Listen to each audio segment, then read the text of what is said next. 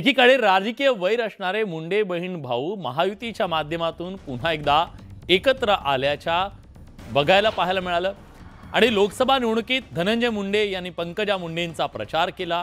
आता बहीण विधानसभा निवडणुकीत भावासाठी प्रचार करणार। आम्ही एकमेकांच्या विरोधात खूप ऊर्जा वाया घालवली असं सांगत असताना धनंजय मुंडे यांनी कमळाच्या चिन्हावर लढायला हवं होतं असं वक्तव्य करत पंकजा मुंडे यांनी आपल्या मनातली खंत बोलून दाखवली।